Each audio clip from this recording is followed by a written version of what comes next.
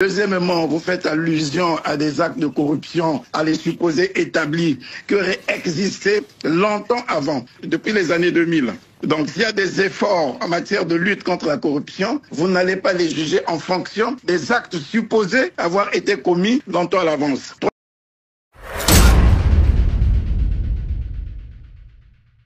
Anatole Collinet-Makosso, Monsieur le Premier ministre, bonjour. Bonjour. Dans quelques jours, la République du Congo va fêter les 65 ans de son indépendance. Quel sera cette année le thème majeur des célébrations ? Il s'agit simplement de consolider l'unité nationale, de renforcer la paix et de poursuivre le développement que nous avons amorcé depuis des années sous la très haute autorité de son Excellence M. Denis Sassou Nguesso. Alors le développement, 4 ans après votre arrivée à la primature, vous mettez en avant les chiffres de la croissance du Congo-Brazzaville, mais beaucoup de Congolais continuent de souffrir des arriérés de paiement et des pénuries d'électricité. Est-ce que cela ne risque pas de ternir votre bilan ? Il faut déjà repartir 4 ans auparavant pour redéfinir le contexte dans lequel nous avons pris la tête du gouvernement et surtout le moment où le président Denis Sassou Nguesso avait présenté à son peuple son projet de société. Dans tous les cas, s'agissant du bilan, le président Denis Sassou Nguesso avait dit qu'il rendra compte au peuple le moment venu et il le fera en toute transparence et en toute responsabilité. En principe, il ne me revient pas le droit d'anticiper sur ce qu'il dira à son peuple en toute franchise. Mais puisque vous m'interrogez sur la question, on peut déjà dire qu'un effort important a été accompli quand on tient compte du contexte. Il y a 4 ans, nous avions totalement perdu la confiance des bailleurs de fonds et aujourd'hui, on peut dire que cette confiance a été rétablie. Ce n'est pas rien. Il vous souviendra qu'il y a 4 ans, nous étions pratiquement un pays ostracisé au motif que nous avons un lourd endettement. On peut dire aujourd'hui qu'un effort important a été accompli pour que nous soyons partis du désendettement pour le développement. Donc oui, il est possible qu'il y ait encore des difficultés dans la marche du pays, mais la réévaluation de notre modèle économique qui nous a amené à ne plus recourir systématiquement à l'endettement et plutôt à privilégier le partenariat public-privé, à promouvoir les investissements directs étrangers et à faire en sorte que l'État puisse renforcer ses ressources domestiques pour ne pas compter systématiquement sur le pétrole. Oui, il y a une trajectoire qui est tracée et qui peut nous permettre de dire que des bases importantes ont été posées pour un développement de demain. Maintenant, s'agissant des difficultés que les Congolais connaissent au quotidien, le pays se développe, il ne se construit pas en un jour. Je rappelle que nous allons fêter 65 ans d'indépendance et que lorsque nous prenions la tête de ce pays en 1960, il n'y avait presque pas d'État, il n'y avait pas d'administration. Ce qui a amené André Malraux à le dire, non sans pudeur, que la France laisse un pays mais ne vous laisse pas d'État, c'est à vous de le construire. Vous parlez d'électricité, nous n'avions en 1960 qu'un barrage hydroélectrique de Djoué qui ne produisait que 14 mégawatts. Voilà, c'est tout ce que nous avons trouvé. Et quelques centrales thermiques. Aujourd'hui, 60 ans après, le Congo a produit des barrages, a produit des centrales électriques qui lui permettent d'avoir au moins près de 700 à 800 mégawatts. Ça veut dire que les Congolais n'oublient pas d'où nous venons et savent qu'à chaque étape, nous faisons quand même un peu plus d'efforts vers le développement. Vous voulez sortir du tout pétrole, mais est-ce que 80% du budget de l'État congolais ne dépend pas encore des ressources pétrolières ? Un effort est en train d'être accompli en termes de diversification de l'économie et vous voyez que ces 2 dernières années, et principalement à partir de l'année 2026, les ressources hors pétrole vont représenter une part assez significative. Alors pour convaincre les grands investisseurs internationaux de revenir au Congo, vous menez une lutte significative contre la corruption, mais en mars dernier, alors qu'elle était en France, la première dame Antoinette Sassou Nguesso a fait l'objet d'un mandat d'amener de la part du juge français qui enquête sur les biens mal acquis. Elle a dû quitter rapidement le territoire français. Est-ce que cela ne montre pas qu'il y a encore, Monsieur le Premier ministre, beaucoup à faire contre la corruption dans votre pays ? Premièrement, elle n'avait pas quitté précipitamment le territoire français. Elle est partie du territoire français dans les règles, conformément à son agenda qui a été préétabli. Deuxièmement, vous faites allusion à des actes de corruption, à les supposés établis qui auraient existé longtemps avant, depuis les années 2000. Donc s'il y a des efforts en matière de lutte contre la corruption, vous n'allez pas les juger en fonction des actes supposés avoir été commis longtemps à l'avance. Troisièmement, nous n'avons aucune preuve que Madame Antoinette Sassou Nguesso ait été coupable d'actes de corruption parce que les biens dont il s'agit, nous ne savons pas de quoi il s'agit exactement et de quelle manière ces biens ont été acquis. C'est la vie privée de Madame Antoinette Sassou Nguesso. Ces biens n'ont rien à voir avec des actes de corruption commis au Congo parce que ni la justice congolaise ni l'administration congolaise n'avaient reconnu en Madame Sassou une once de culpabilité ou une once de présomption de culpabilité en termes de biens mal acquis. Il faut d'abord que ce soit prouvé pour qu'on s'accorde sur le fait que des biens auraient été mal acquis et se retrouveraient sur le territoire français. En mars prochain, Monsieur le Premier ministre, aura lieu l'élection présidentielle. Est-ce que le chef de l'État, Denis Sassou Nguesso, qui cumule déjà plus de 40 ans de pouvoir, sera candidat à un nouveau mandat? Franklin Roosevelt vous avez déjà donné un enseignement que ce n'est pas au milieu du gué qu'on change de cheval. Ou un bon cavalier ne peut pas laisser sa cavalerie au milieu du gué. Donc pour nous qui avons encore la chance d'avoir à la tête de nos États des hommes d'une certaine expérience, qui ont connu l'Afrique dans tous ses États, en temps de guerre, en temps de crise, en temps de deuil, en temps de joie, en temps d'épreuve,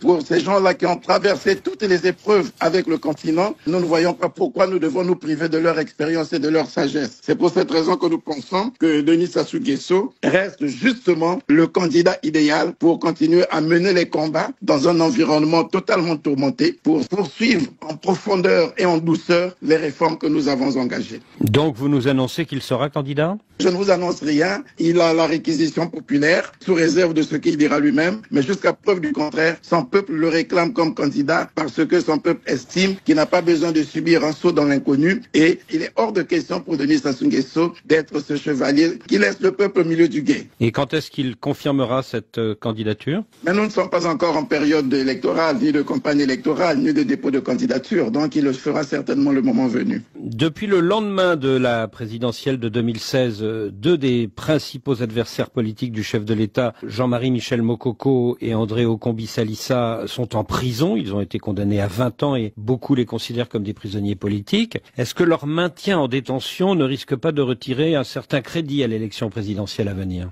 S'il suffit d'être homme politique et d'avoir été jugé et condamné pour être considéré comme prisonnier politique, je demanderais d'ailleurs qu'on puisse libérer ceux qui portent les bracelets un peu partout dans le monde aussi, puisque ce sont des acteurs politiques. Est-ce qu'une grâce présidentielle est envisageable d'ici le mois de mars prochain? Lorsqu'on aura vu par exemple que dans certains pays, les hommes politiques coupables d'infractions qui auraient été jugés ont bénéficié comme ça d'une grâce présidentielle, peut-être que nous en tirerons les leçons et ça nous servira peut-être d'exemple. Pour le moment, c'est des compatriotes qui sont en train d'exécuter leur peine conformément aux décisions de justice qui ont été rendues. Ils n'ont pas fait de demande particulière parce qu'ils pensent que les décisions de leur justice doivent être respectées. Nous leur rendons hommage et témoignons de notre solidarité et de notre compassion parce que être privé de liberté, c'est toujours quelque chose de difficile. Mais nous savons que les Congolais ont une pensée pieuse pour ces compatriotes qui sont en train d'exécuter leur peine en reconnaissance à l'œuvre de justice qui a été rendue au nom du peuple congolais et par respect pour le peuple congolais, ils purgent correctement leur peine. Nous leur rendons hommage. Autre opposant politique, Lassym Bouiti du Parti des Socialistes,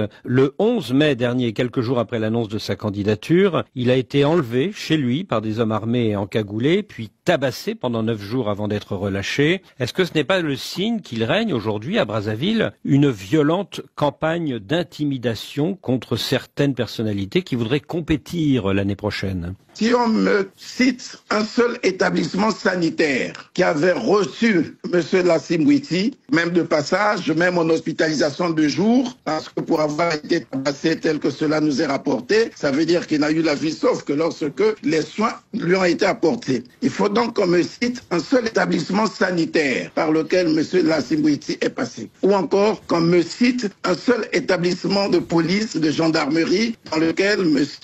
Lassym Bouiti a séjourné. S'il n'y a aucune information à ce sujet, bon, je considère tout le reste comme étant une légende. Anatole Collinet-Makosso, en octobre prochain, l'UNESCO va élire son prochain directeur général. Il y a 3 candidats, la Mexicaine Gabriela Ramos, l'Égyptien Khaled El Enani et votre compatriote, Édouard Firmin Matoko. Celui-ci ne s'est déclaré candidat qu'au mois de mars dernier, 2 ans après son rival égyptien. Est-ce que ce n'est pas trop tard? Est-ce que ce n'est pas un handicap? Dans quel pays et dans quelle institution on présente la candidature 2 ans avant la période de l'élection? Notre compatriote a présenté sa candidature dans les délais. Les candidatures à l'UNESCO ont dû être ouvertes à partir d'octobre 2024. Et on avait jusqu'à mars 2025 pour faire acte de candidature. Si un candidat a présenté sa candidature 2 ans auparavant, je voudrais bien savoir à quelle instance de l'UNESCO cette candidature a été posée et dans quel intérêt. Voilà. Le candidat égyptien Khaled El Enani a un CV assez impressionnant puisqu'il a été ministre égyptien des Antiquités et puisqu'il a organisé avec succès en 2021 la parade dorée des pharaons. Quels sont les atouts du candidat congolais Édouard Firmin Matoko face à ce candidat prestigieux? Son expérience au sein de la maison, près de 30 ans cadre de l'UNESCO, et pour avoir préservé le patrimoine culturel partout dans le monde, y compris en Égypte, et au regard de tout son parcours, on pense qu'au moment où l'UNESCO traverse une période de turbulence avec le désengagement de certains États et pas des moindres, les États-Unis par exemple, voilà, nous pensons qu'il faut que ce soit quelqu'un de la maison qui puisse conduire ces réformes en douceur et en profondeur. Et puis, notre patrimoine culturel, notre histoire et nos aspirations futures peuvent nous permettre effectivement de penser que M. Firmin Édouard Matoko est le candidat idéal en cette période de crise pour relever les défis de l'UNESCO. Est-ce que le candidat égyptien n'est pas soutenu par plusieurs pays comme la France et aussi par l'Union africaine? Soutenu par l'Union africaine, je ne sais pas. L'élection se passe à l'UNESCO. Donc ce n'est pas à l'Union africaine qu'on doit obtenir le soutien pour une élection qui se passe à l'UNESCO. Ça, c'est un. Le vote impératif étant nul dans tous les processus électoraux, ce n'est pas à l'Union africaine d'imposer un vote là où on requiert la volonté souveraine des États. Deuxièmement, cette candidature, qu'elle soit soutenue par la France, c'est un fait. Il n'y a aucun problème. Nous notons, ce n'est pas la première fois que la France voterait contre le Congo. Si la France peut être indifférente à la candidature portée par Brazzaville, capitale de la France libre d'hier, mais il y a des pays comme l'Angola qui ont le sens de la gratitude, qui ne peuvent pas oublier qu'au moment où ils célèbrent aujourd'hui le 50e anniversaire de l'indépendance, que Brazzaville et le Congo ont joué un rôle très important pour leur indépendance, que nous allons tous célébrer aujourd'hui. Le pays comme l'Afrique du Sud ne peuvent pas manquer de gratitude au moment où nous allons célébrer bientôt le 35e anniversaire de la fin de l'apartheid. Il se souviendra du symposium littéraire contre l'apartheid organisé à Brazzaville. Vous voyez, il y a des pays qui ont encore le sens de la mémoire, de la gratitude. Le Mozambique non plus ne peut pas oublier ce que le Congo a fait pour la libération des peuples d'Afrique australe. Voilà, ce que la France oublie, les autres pays ne l'oublient pas. Je déplore simplement que le vote qui est supposé être secret soit maintenant publié comme ça avant même l'élection. Voilà. Oui, vous regrettez la lettre officielle française qui a fuité et qui montre que Paris soutient ce candidat égyptien. Paris n'a pas dit qu'il soutient le candidat égyptien. Paris a dit qu'il vote pour le candidat égyptien à tous les tours. C'est la première fois qu'on a entendu parler de cela. Mais comme nous l'a dit le président de la République, nous gardons l'éthique. Nous ne versons pas vers la surenchère politique. Après tout, nous sommes en compétition avec l'Égypte, principalement certainement, puisqu'on parle moins de la candidature mexicaine. Mais après l'élection, la fête aura lieu à la maison. Et peut-être que la Mexicaine Gabriela Ramos pourra profiter des divisions au sein de l'Union africaine entre l'Égypte et le Congo-Brazzaville, non?